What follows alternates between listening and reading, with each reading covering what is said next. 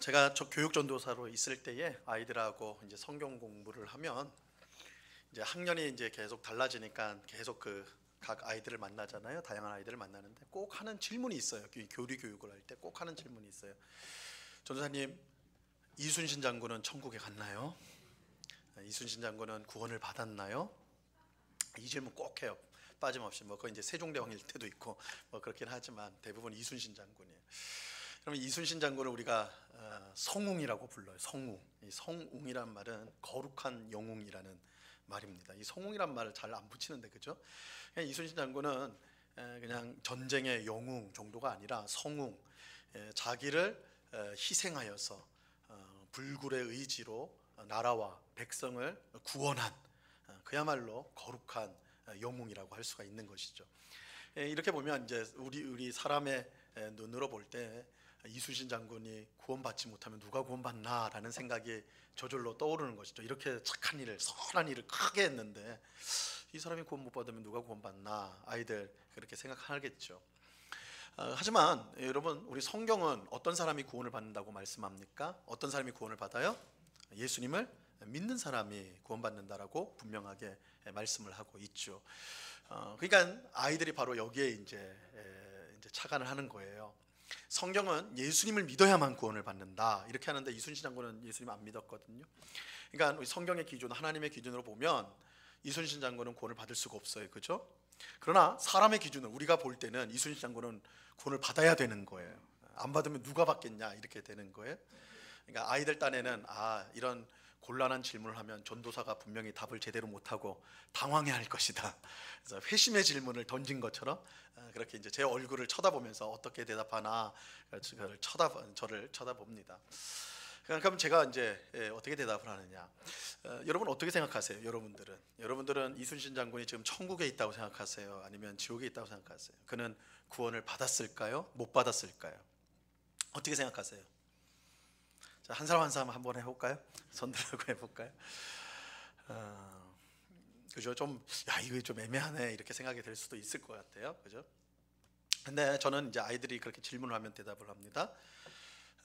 그거는 아무도 모른다 이렇게 이제 대답을 해요. 목사님, 그건 너무 비겁한 거 아닙니까? 이렇게 이제 생각하실 분이 있을지 모르겠지만 이게 정답입니다. 왜냐하면 구원은 하나님께서 전적으로 정하시는 것입니다. 구원은 하나님의 결정 사항이에요. 우리가 무엇을 해가지고 얻어지는 것이 아니고 이루어지는 것이 아니라 하나님께서 결정을 내리시는 것입니다.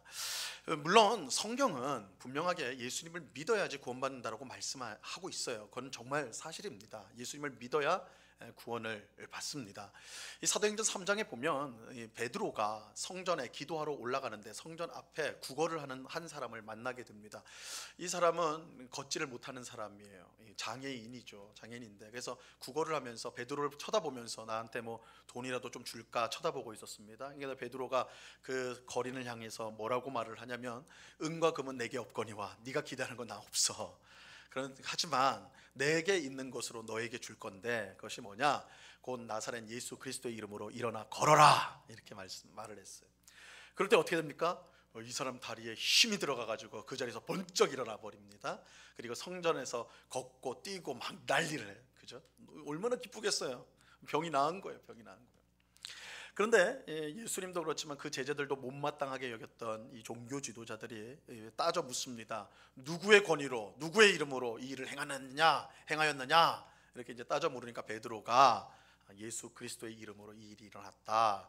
하나님께서 예수 그리스도를 우리에게 구원자로 보내주셨다 이렇게 이제 말을 하죠. 그러면서 이 유명한 말씀을 합니다. 사도행전 4장 12절 말씀인데요, 같이 한번 읽어봅니다. 시작. 다른 이로서는 구원을 받을 수 없나니 천하 사람 중에 구원받을 만한 다른 이름을 우리에게 주신 일이 없음이라 했더라. 그죠? 분명하지 않습니까? 그죠? 다른 이로서는 구원을 받을 수가 없다. 우리에게 주신 구원자는 오직 예수님밖에 없다. 이렇게 보면 우리는 예수님을 믿어야지만 구원을 받습니다. 이게 성경의 진리예요. 하지만 이런 경우가 있습니다. 이런 경우가 있어요. 여러분, 어머니 뱃속에서 아이가 죽었다, 혹은 태어나자마자 얼마 되지 않아서 죽었다라고 했을 때 그 아이는 구원을 받을 수가 있는 것일까요? 그 아이는 복음을 들을 수도 없어요, 그죠? 이해할 수도 없어요. 그럼 귀에조차 없는 아이입니다. 그러면 무조건 예수님을 안 믿었으니까 지옥 간다 이렇게 해야 되는가요? 구원을 받았을까요? 받지 못했을까요? 아니면 평생 하나님 잘 믿었어요. 정말 마음을 다해서 하나님 사랑하고 교회 봉사도 열심히 하고 평생을 살았습니다. 그렇게 믿음으로 사는데 누가 봐도 참 그리스도인으로서 이 땅을 살았어요. 그런데 나이가 들고 오늘 요즘 이제 사회 문제죠. 치매가 왔어요. 치매가 오면 다 잊어버립니다. 그렇죠? 가족도 잊어버리잖아요. 다 잊어버려. 예수님이 누구야? 예수님 뭐야? 예수님 누구야? 이렇게 되었을 때 그분은 구원을 받을 수가 있는가? 실제로 이름만 대면 우리가 다 아는 아주 유명한 우리 한국에 있는 유명한 목사님이신데 이 평생 복음 전하고 목회를 참 잘하신 목사님이신데 이제 치매가 오셨어요. 연세가 되죠. 지금은 소천하셨지만 치매가 오셔서 80 정도 때 이제 치매가 오셔가지고 다 이제 그런 혼자 이제 살면서 수도원에서 살면서 치매가 온 겁니다. 그래서 이제 동료 목사님들이 가가지고 이제 얘기를 하다가 물었어요. 목사님 예수님 아시죠? 그러니까 목사님이 예수가 뭐야? 잊어버린 거예요. 그럼 그 목사님이 구원을 못 받았는가? 그죠? 받았는가? 굉장히 어려운 질문이 돼버리는 거예요. 그죠? 이렇게 됐을 때 여러분 우리는 단정할 수가 없는 거예요. 단정할 수가 없어요. 이분이 구원을 받았다, 구원을 받지 못했다, 우리 단정할 수가 없어요. 예수님을 믿어야 구원받는다는 것은 절대적인 사실이지만 원론적으로 말씀을 드리면 구원은 하나님께서 결정하는 거예요. 구원은 사람의 어떤 조건이나 노력으로 인해서 주어지게 되는 것이 아니라 하나님께서 자신의 기쁘신 뜻을 따라 선택한 예정한 사람이 받는 것이 구원입니다. 그러니까 하나님의 뜻 가운데 되어지는 일이에요. 하나님이 결정하세요. 그렇게 우리는 엄마 뱃속에서 죽은 아이 혹은 이제 태어나자마자 죽은 아이가 천국에 구원을 받았는지 안 받았는지 말할 수가 없어요. 또한 치매로 인해서 신앙을 기억할 수 없는 그분이 혹은 정신적인 장애가 있어가지고 복음을 이해하지 못하는 사람이 구원을 못 받았다 이렇게 단정할 수가 없는 것입니다. 우리는 어떤 사람이든 사실은 원칙적으로 말하면 어떤 사람이든 저 사람은 구원 받았다 못 받았다 이렇게 말할 수가 없는 것이죠. 그러니까 이런 상황에 있는 사람들도 우리가 생각할 때 단정적으로 저들은 예수님을 모르니까 믿지 않으니까 구원받지 못했다 이렇게 말해서는 안 되고 그저 우리는 하나님께서 긍휼히 여겨주시고 은혜를 주실 것을 기도하면서 바라봐야 하는 것이죠. 여러분 신앙은 사람 중심이 아니라 하나님 중심이에요. 신앙이라는 것은 사람 중심이 아니라 하나님 중심입니다. 신앙은 사람이 무엇을 했느냐가 중요한 것이 아니라 하나님이 우리 사람을 위해 무슨 일을 했느냐 하셨느냐 그것이 중심이에요. 그래서 신앙이라는 것은 내가 생각하고 말하고 행동하는 것이 다 하나님 중심으로 이루어지는 것 이것이 신앙입니다. 신앙생활은 그런 하나님 앞에서 내가 살아가는 것 이것이 신앙생활이에요.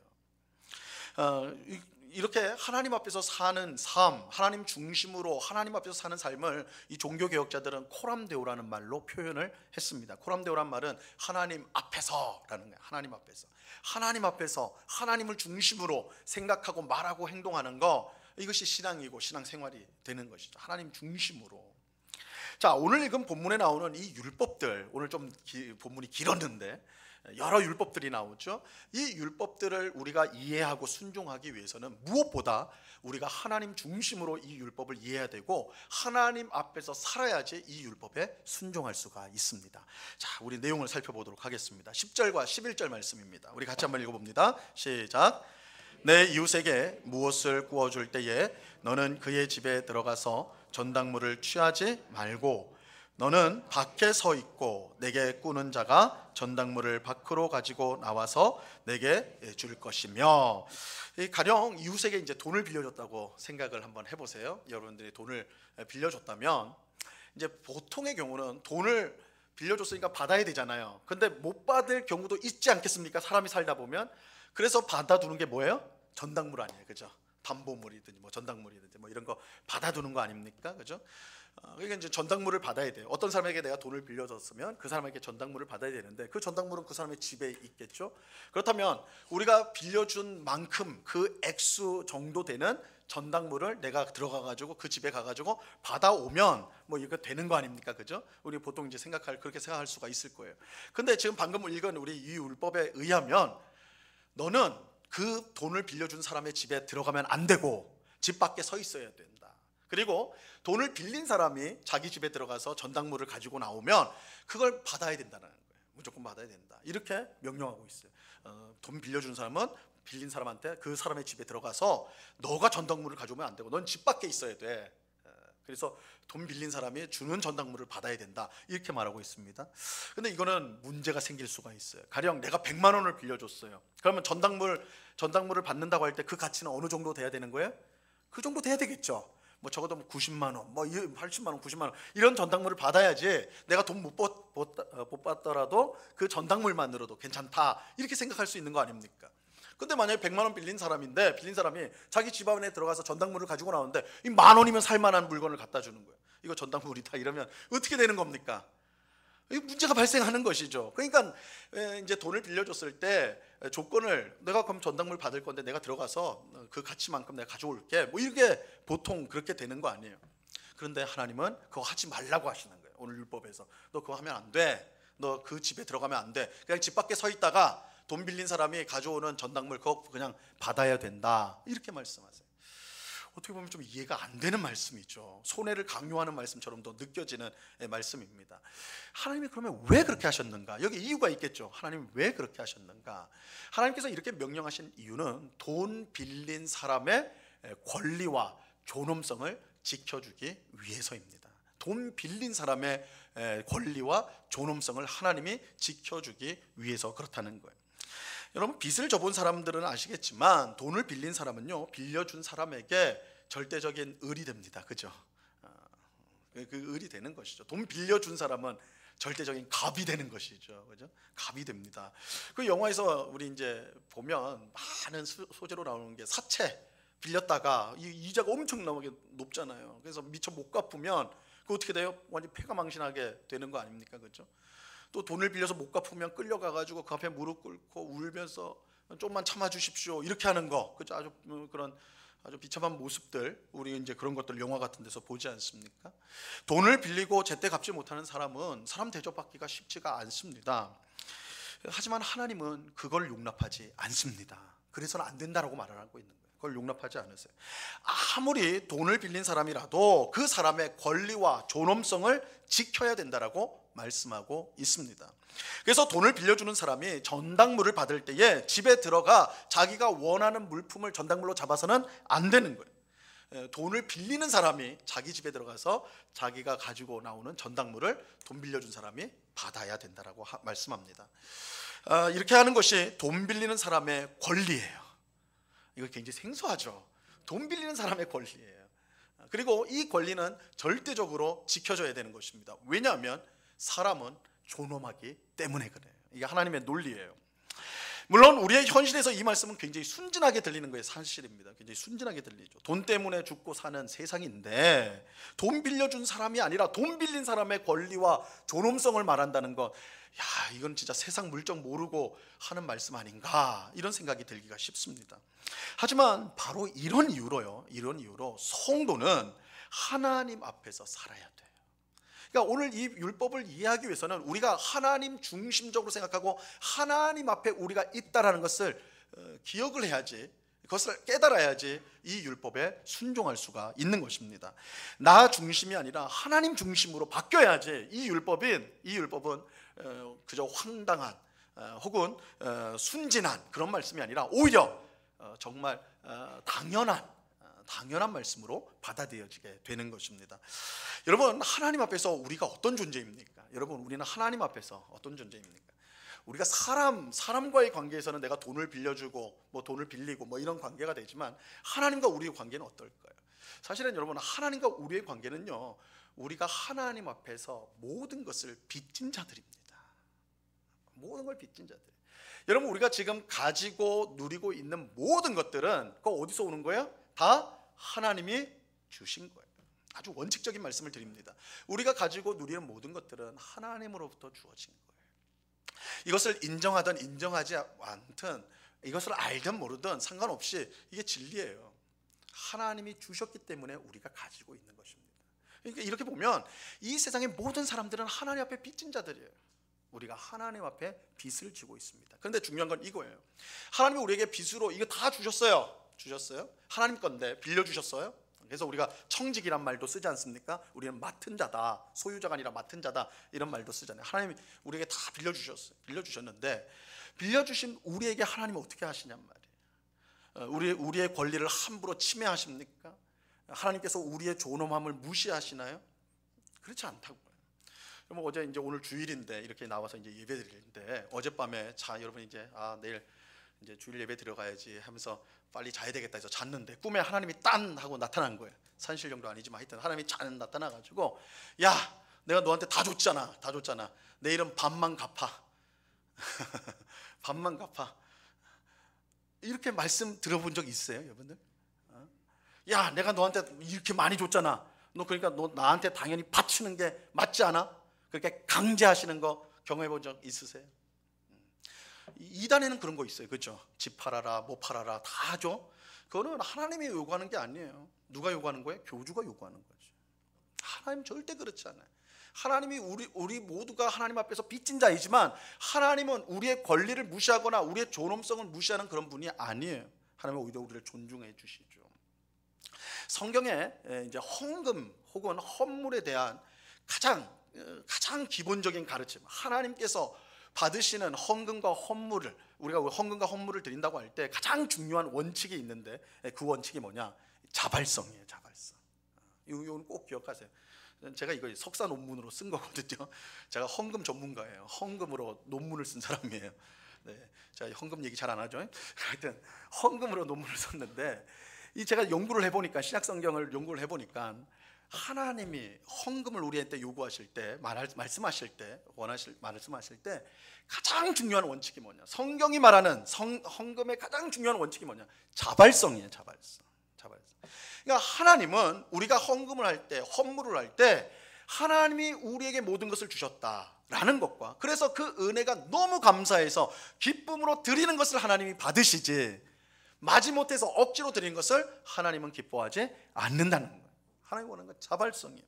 자, 고린도후서 9장 7절 말씀인데요, 같이 한번 읽어봅니다. 시작. 각각 그 마음에 정한 대로 할 것이요 인색함으로나 억지로 하지 말지니 하나님은 즐겨내는 자를 사랑하시느니라. 분명히 말씀하시죠. 그죠? 즐겨내는 자를, 즐겁게 내는 사람을, 하나님의 은혜에 감사해가지고 하나님 내게 베푸신 은혜가 너무 기뻐가지고 그것을 하나님께 드리는 거, 그거 하나님 기뻐하신다고요. 우리는 그 액수가 얼마냐, 그 가치가 얼마냐, 이걸 더 중요하게 하지만 하나님 그거 보지 않아요. 저 사람의 마음을 보세요. 정말 그 마음이 기뻐서, 내가 누리는 게 모든 것이, 내 삶에 가진 것이, 누리는 것이 다 하나님 주신 건데, 나한테 이런 걸 베풀어줘서 너무 감사해서 드리는 헌물, 헌금, 하나님 가장 기뻐하세요. 하나님은 빚진 자인 우리의 권리와 우리의 존엄성을 결코 무시하지 않으십니다. 지키시는 하나님이시죠. 지켜주세요. 그래서 우리에게 함부로, 하나님이 다 주셨지만 우리에게 함부로 그거 내 거니까 내놔 이렇게 하시지 않습니다. 우리의 권리, 우리의 존엄성을 하나님은 지켜주세요. 그래서 하나님이 우리에게, 너희도 내가 하는 것처럼 너희에게 빚진 사람의 권리와 존엄성을 지켜줘야 한다라고 말씀하시는 거예요. 하나님이 우리에게 그렇게 하셨기 때문에 우리도 하나님은 그렇게 하기를 원하시는 것입니다. 그러니까 이 말씀은 당연한 말씀이 되는 것이죠. 자, 이것은 이어지는 율법에서도 똑같이 강조가 되고 있습니다. 12절과 13절 말씀을 같이 읽습니다. 시작. 그가 가난한 자이면 너는 그의 전당물을 가지고 자지 말고 해질 때에 그 전당물을 반드시 그에게 돌려줄 것이라. 그리하면 그가 그 옷을 입고 자며 너를 위하여 축복하리니 그 일이 내 하나님 여호와 앞에서 내 공의로움이 되리라. 자, 가난한 사람이 돈을 빌리고 전당물로 외투를 주었을 때, 특별히 이 가난한 사람이 외투를 주었을 때, 전당물로 맡겼을 때 어떻게 해야 된다고요? 돌려줘야 돼요. 언제요? 해지기 전에는 돌려줘야 돼요. 이것도 황당한 말씀이에요. 아무리 빨라도 오전에 받았을 거 아니에요. 전당물로, 그죠? 돈을 빌려주고 전당물로 외투를 받았을 거예요. 근데 언제 돌려줘요? 해지기 전. 그날 밤에, 그날 저녁에는 무조건 돌려주게 돼 있어요. 그럼 왜 받냔 말이야, 전당물을. 이거 받아도 의미 없는 거 아닙니까? 그죠? 근데 여기서도 우리가 볼 수 있는 건 하나님께서 이 돈 빌린 가난한 사람의 권리와 존엄성을 지켜주고 있다는 것을 볼 수가 있습니다.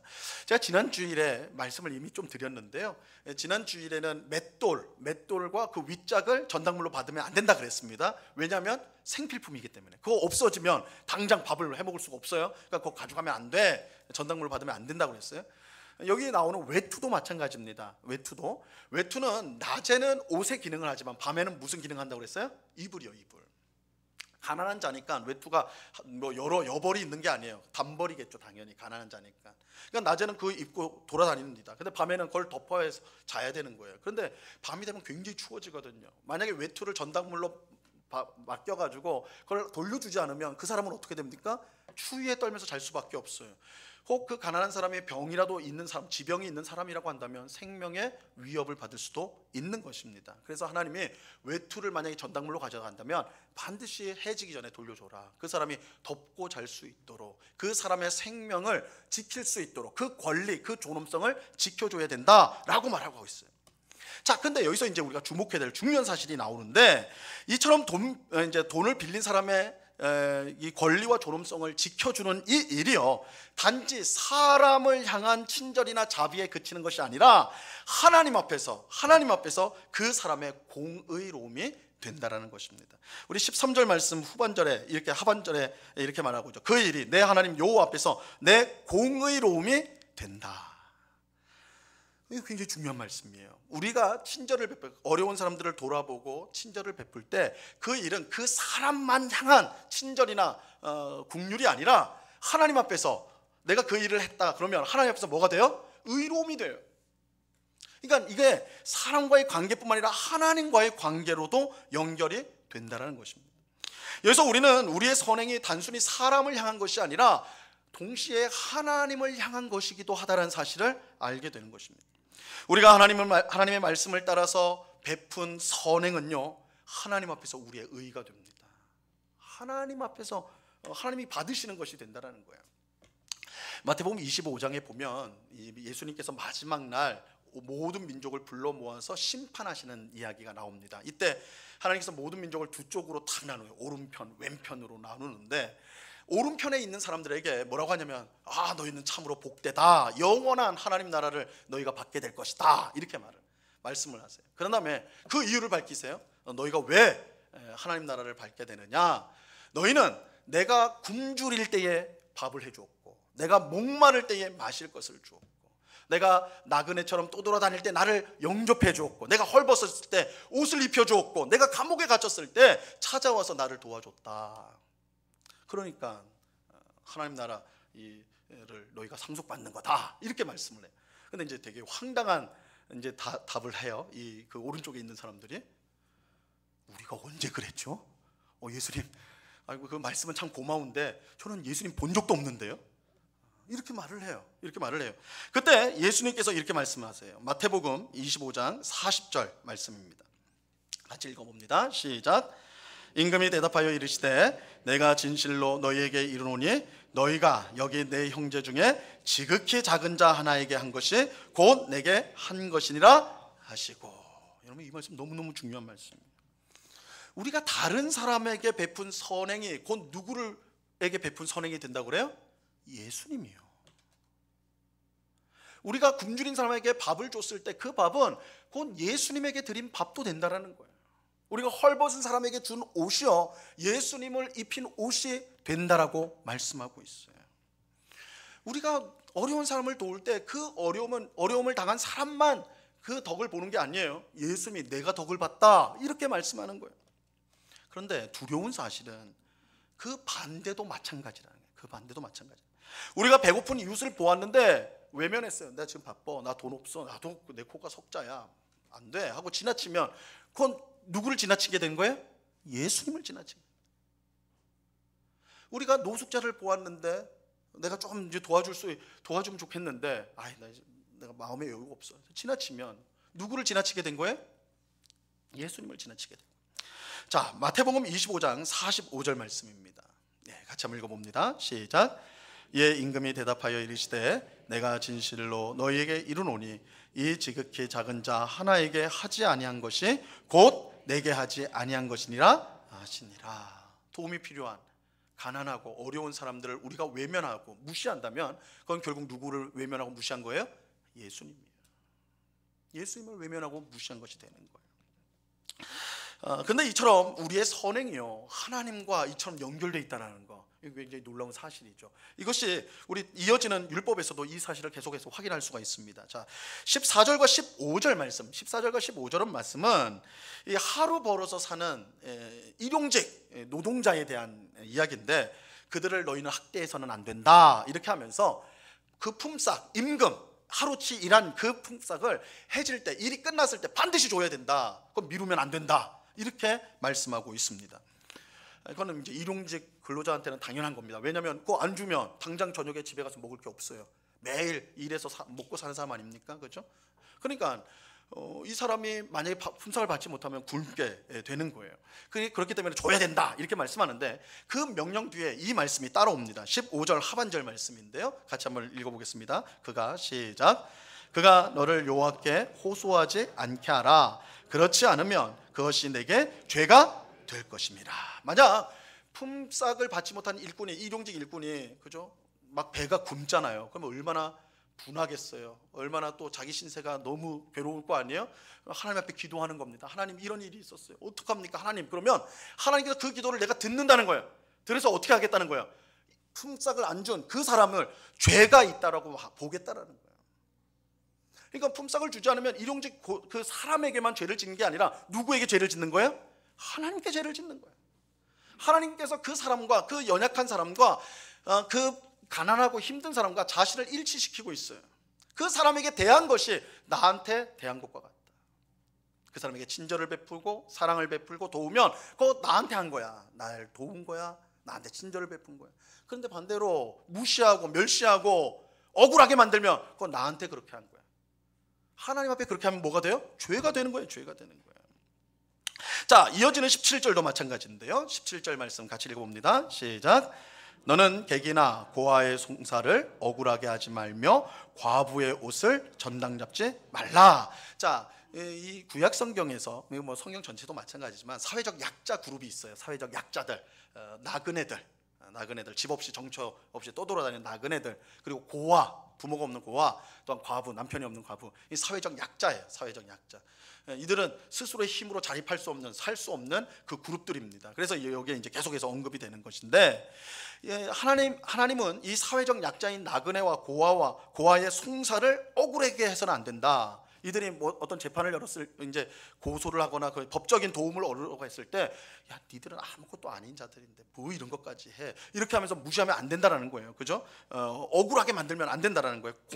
공정하게 대해줘야 된다. 또 과부의 옷을 전당 잡지 말아야 된다. 이렇게 이제 명령을 합니다. 그 이유는 앞에서 본 내용이에요. 그런데 왜 이렇게 해야 되는가? 그 이유를 아는 게 중요합니다. 18절 말씀, 이 말씀도 같이 읽습니다. 시작. 너는 애굽에서 종되었던 일과 내 하나님 여호와께서 너를 거스기서 속량하신 것을 기억하라. 이러므로 내가 내게 이 일을 행하라 명령하노라. 나그네와 고아, 과부에게 잘못 대하는 것은 사람에게만 잘못 대하는 것이 아니라 하나님께도 잘못하는 것인데, 그 이유가 뭐예요? 그 이유가 나그네와 고아와 과부와 같은 사회적 약자였던 이스라엘 백성들. 왜요? 이스라엘 백성들은 가나안 땅에서 400년 동안 종살이하던 사람들이에요. 사회적 약자들이었어요. 종들이었단 말이에요. 그 사회적 약자였던 이스라엘 백성들을 하나님이 어떻게 해요? 구원하시잖아요. 그래서 그들을 이끌어 가나안 땅으로 온 거 아닙니까? 그들에게 주시는 율법이 이거잖아요. 그러니까 이 율법을 받는 이스라엘 백성들은 자신들이 사회적 약자로 있을 때 하나님의 구원을 경험한 사람들이에요. 그런데 그랬던 그들이 자기보다 못한 이웃들을 돕지 않는다면, 오히려 억울하게 만들고 괴롭힌다면, 그것은 뭐예요? 자신들에게 은혜를 베풀었던 하나님을 무시하고 멸시하는 일이 돼버리는 거예요. 그래서 하나님이 이것을 일치화시키는 거예요. 내가 너희한테 그랬잖아. 그럼 너희도 서로에게 그렇게 하는 것이 옳은 거야. 그러니까 하나님께서 우리가 이 이스라엘 백성들이 베푸는, 이웃을 향한 베푸는 것들을 자신과 연결시켜서 이것을 보고 있다는 것을 우리가 기억을 해야 돼요. 자, 오늘 본문 마지막에 나온 율법도 마찬가지인데요. 19절부터 22절은 이제 이 율법이 사실 성격이 동일합니다. 똑같아서 이제 같이 묶어서 보는데, 곡식을 벨 때, 또 감람나무에서 열매를 떨 때, 또 포도원에서 포도를 딸 때, 이거 추수 때예요. 추수 때 추수를 하는데, 뭐 요즘엔 기계로 하니까 싹 다 그냥 다 한 번에 이렇게 할 수도 있겠지만, 예전에는 사람이 다 하니까 손이 뭐 팔이 안 닿거나 뭐 이런 데는 남을 수도 있잖아요. 한쪽 구석에 모르고 놔둘 수도 있잖아요.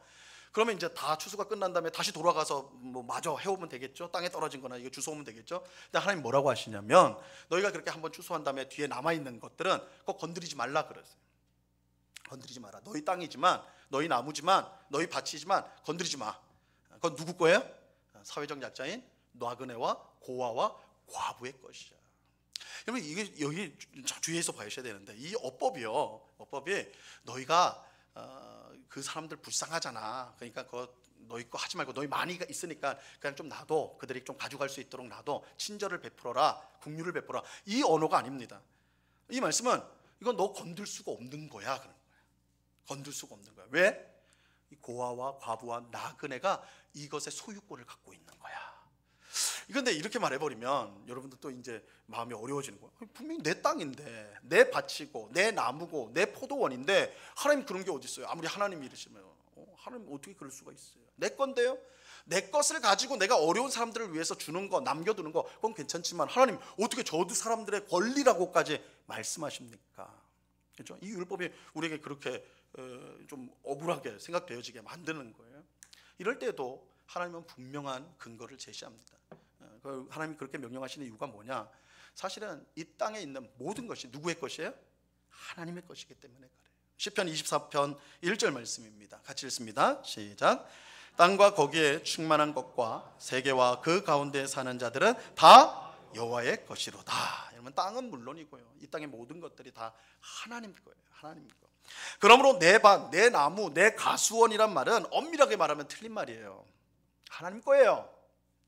그래서 모든 땅의 주인이신 하나님께서 내 밭에서, 내 나무에서, 내 과수원에서 일부 남은 거를 고아와 과부와 나그네의 것으로, 그들의 권리로 삼으신 거예요.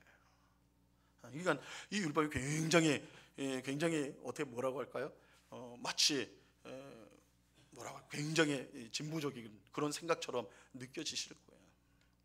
그러나 그 근본 원리에는 모든 것이 하나님 것이라는 것이 있는 거예요. 그래서 제가 앞서 말씀드린 것처럼 오늘 율법을 우리가 온전히 이해하고 이것을 적용하고 이대로 살기 위해서는 반드시 필요한 게 뭐냐면, 우리 신앙이 내 중심이 아니라 하나님 중심, 우리가 사는 것이 하나님 앞에서 사는 것이라는 것을 확신하고 또한 그렇게 살아야 되는 거예요. 그래야지 이 율법이 당연한 것으로 오는 거예요. 그렇지 않으면요, 억울하겠죠. 당황스럽겠죠. 그렇죠? 이 계명은 사실은 우리가 신앙을 갖고 있는가 갖지 않는가를 어떻게 보면 검증하는 말씀일 수도 있는 거예요. 내가 하나님께 빚졌는데, 그런데 하나님은 내가 하나님께 빚졌는데도 나한테 강압하시거나 내 권리를 침해하시거나 내 존엄성을 무시한 적이 한 번도 없으신데, 그러니까 내가 가난한 자들을 존엄성을 무시하지 않고 그들의 권리를 지켜주는 게 마땅하다. 그렇죠? 하나님 중심적으로 생각하면 그렇게 말할 수가 있는 거예요. 그리고 온 땅의 모든 것이 하나님의 것인데, 내 소유 중에 일부가 그런 가난한 자들의 그 권리다라고 생각하는 거, 그렇죠? 이렇게 믿으면 그것이 얼마든지 가능한 이야기가 된다는 것이죠. 여러분, 오늘 우리가 살펴본 율법들은 우리가 하나님 중심으로 하나님 앞에서 살 것을 명령하고 있는 것입니다. 우리가 하나님 중심으로 살지 않으면 오늘 율법은 도무지 이해할 수가 없어요. 하나님은 다른 사람의 돈을 빌려야 살 수 있는 그런 사람이라도 권리와 존엄성이 있다라고 말씀합니다. 하나님께서 이렇게 말씀하시는 이유, 우리 모두가 하나님께 빚진 자이기 때문입니다.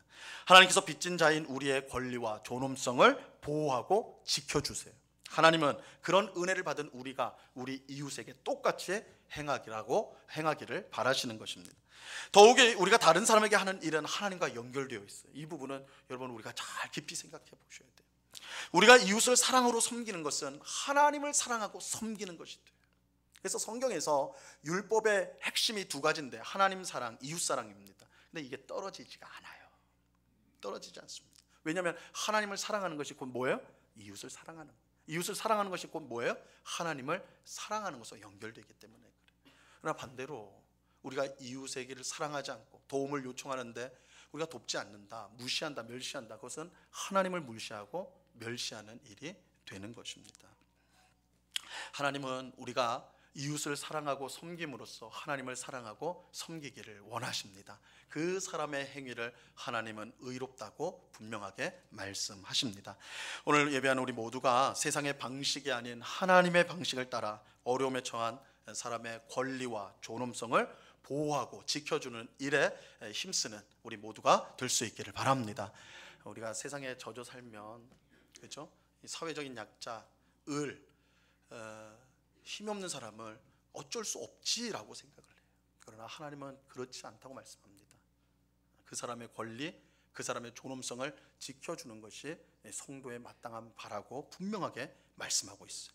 또 우리가 이웃에게 행하는 일이 곧 하나님께 행하는 것이라는 것을 알고 우리가 최선을 다해서 이웃을 사랑하고 섬기는 우리 모두가 될 수 있기를 바랍니다. 그럴 때 하나님께서 그런 우리를 의롭게 여기시며 또한 우리에게 큰 복으로 함께하여 주실 것입니다. 우리가 하나님 중심으로 또한 하나님 앞에서 살아감으로써 이런 하나님의 모습, 하나님의 성품을 세상 가운데 드러내어 하나님께 영광을 돌리는 우리 모두가 될 수 있기를 우리 주님의 이름으로 간절히 축원합니다. 기도하겠습니다. 하나님 아버지, 감사합니다. 이 세상은 돈이 최고이고 가진 것이 최고이고, 그래서 사회적 약자들이 어렵고 힘들고 인간적인 대우를 못 받는 것이 당연하다고 하는 세상 속에 우리가 살아갑니다. 하나님 믿는 우리조차도 그래서 그들이 어려움을 당하고 무시를 당하고 미움을 당하는 것을 당연히 여기는 그런 우리 모습이 아니었는지요. 오늘 말씀을 통해서 우리가 하나님 중심으로 하나님 앞에서 살아갈 때에 우리 모두가 빚진 자이며 하나님이 그런 빚진 자인 우리를 얼마나 은혜로 사랑으로 대하셨는가, 그것을 알고 우리 이웃에게, 특별히 연약한 이웃을 그와 같이 대해야 된다는 걸 말씀하여 주십니다. 이 말씀을 우리 마음속에 잘 새겨서 정말 어려운 이웃들을 돌아보고 사랑하고 그들의 존엄성을 지키고 권리를 지켜주는 그런 우리들, 또한 우리 공동체, 이 사회가 되도록 은혜를 내려 주시옵소서. 또한 우리가 이웃을 사랑하고 섬기는 것이 곧 하나님을 섬기고 예수님을 섬기는 것이라는 것을 오늘 말씀하시오니, 주님, 우리가 예수님을 섬기듯이 내 주변에 있는 이웃들을 사랑하고 섬기는 그런 우리가 되게 하여 주시옵소서. 혹 우리에게 도움을 요청하는 저들을 무시함으로 하나님을 무시하고 멸시하는 그런 자가 되지 않도록 우리 자신을 돌아보며 힘써서 이웃을 사랑하고 섬기는 저희 모두가 되도록 은혜 내려 주옵소서. 우리 주님께 감사와 찬송을 올려드리오며 예수 그리스도의 이름으로 기도드리옵나이다. 아멘.